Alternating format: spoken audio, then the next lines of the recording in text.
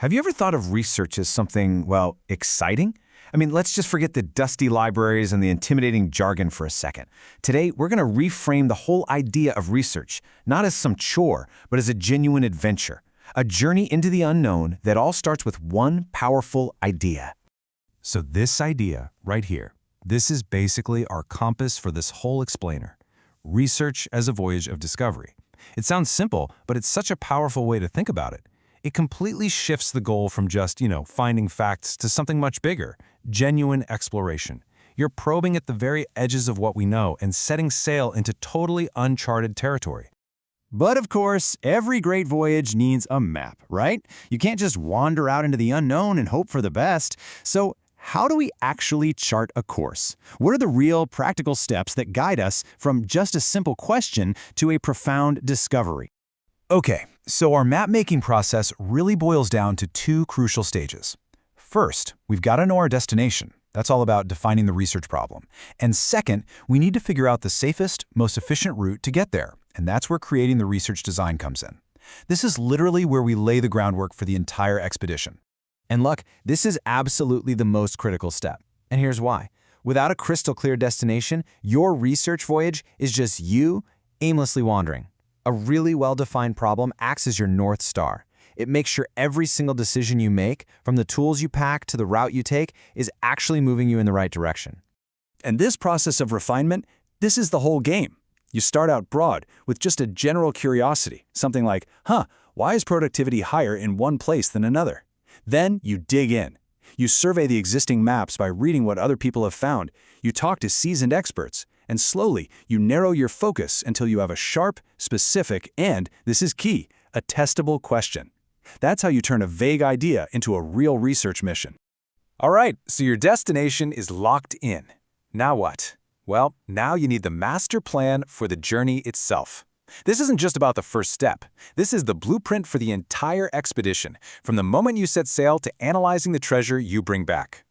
So this blueprint, we call it the research design. It's the master plan that answers all those critical questions.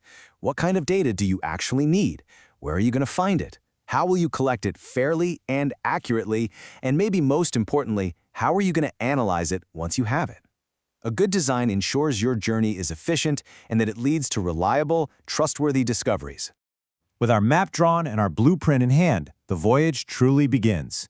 Now we enter the expedition phase. This is the active part, where we actually venture out to gather the raw materials of discovery, our data. Just like an explorer has different tools for different terrains, a researcher has a whole toolkit of methods for gathering information. There is no one-size-fits-all approach here. The key is choosing the right tool for the specific journey you're on. And these are some of the main tools in that kit. You could just observe things directly, kind of like an anthropologist studying a community. Or you can just ask people questions. A face-to-face interview might give you these deep, nuanced stories from a few people, while a mass-mailed questionnaire can give you broad statistical data from thousands. Each method uncovers a different kind of treasure. So the big takeaway here is that this is a strategic choice. It's not random. Are you exploring a brand new island for the first time, or are you trying to precisely measure the height of a mountain we already know about? Your answer to that question determines which tool you pull out of your kit. It's all a balance of your objective, your budget, and your timeline. Okay, so you've returned from your expedition, and your ship's hold is just full of raw data. But right now, these are just artifacts and observations. The next stage is all about transformation. It's about sorting through all that treasure to turn what you've collected into something truly valuable, knowledge. This is where the real detective work starts. You have all these scattered pieces of information, observations, numbers, quotes.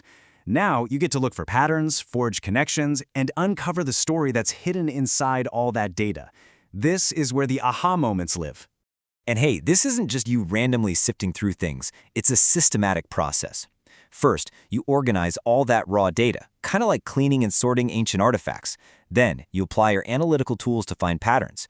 And finally, you compare what you found against your initial hypothesis, your initial guess about what you find. Did the data confirm your map? Or did you discover something completely unexpected? And this, right here, is the ultimate goal. It's not just about saying, hey, look at this one interesting coin I found on this one island. The real treasure is a finding that can be generalized, a new map-making principle, a new law of navigation. It's about discovering a truth that applies far beyond your one single voyage. So, you've made a discovery. The voyage was a success, but the journey isn't quite over yet. The final, and you could argue the most important stage, is to share what you've learned with the rest of the world. I mean, really think about it. What good is a map to a new world if you keep it locked away in a drawer? A discovery that's left unshared is a journey wasted. So the final step is to write the report, present the findings, and tell the story of your voyage. This is how you add your discoveries to the collective map of human knowledge. So what separates a real discovery from just a good story? Well, it's these 4 hallmarks. Good research isn't just haphazard. It's systematic and it's logical. It's grounded in real-world empirical evidence. And crucially, it's replicable. This means another explorer should be able to follow your map and your logbook and ideally arrive at the exact same destination. That's how we build trust in new knowledge. So there you have it. We've charted the entire voyage, from just a spark of curiosity all the way to a shared discovery. You now have the map. And this process, it isn't some secret reserved for academics in ivory towers. It's a universal framework for turning curiosity into knowledge. So the only question left is, what's the next unknown you want to explore?